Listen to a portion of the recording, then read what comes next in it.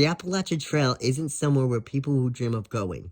Even though people do live on the trail, they still take measures to make sure they stay safe and sound, mostly closing their blinds during the night.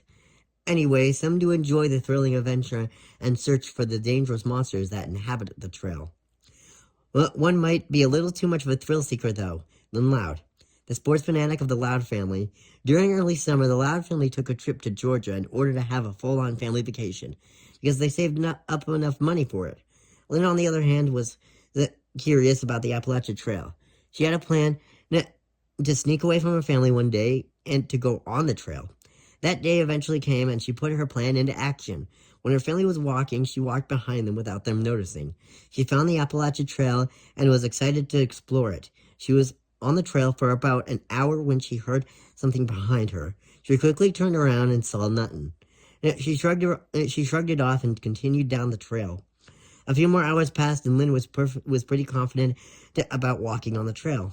She liked being alone and everything, but she heard something behind her again. It sounded like something running up behind her. She quickly turned around and again saw nothing.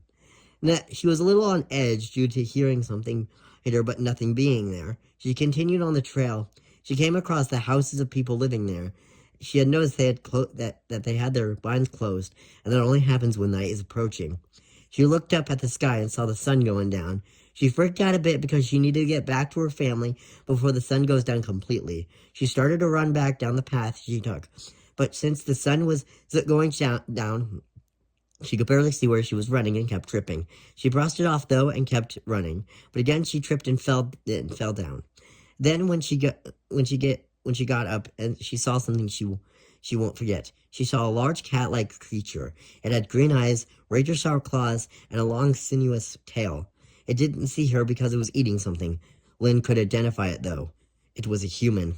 She quickly stood up and turned and ran away, but because she made a noise while doing so, it hurt her, and it stopped eating the human and chased after her. It was very quick, and Lynn was sure she would be able to outrun it, but she wasn't going too bad since she was already quick on her feet.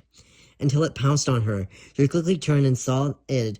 It growled at her and went to kill her, but it heard something else and turned its attention to that. It got off her and ran in the direction the noise was. Lynn lay there for a while to catch her breath and process what just happened. When she was done, she got up and started heading back out. She eventually found the exit and ran back to her family's hotel. There she was a little scolded for running off, but she didn't care that much. She was curious about what the heck the creature was. When they got back to Royal Woods, she did some research on the Appalachian Trail and its monsters. She found out that what she saw that night was none other than the Wampus Cat.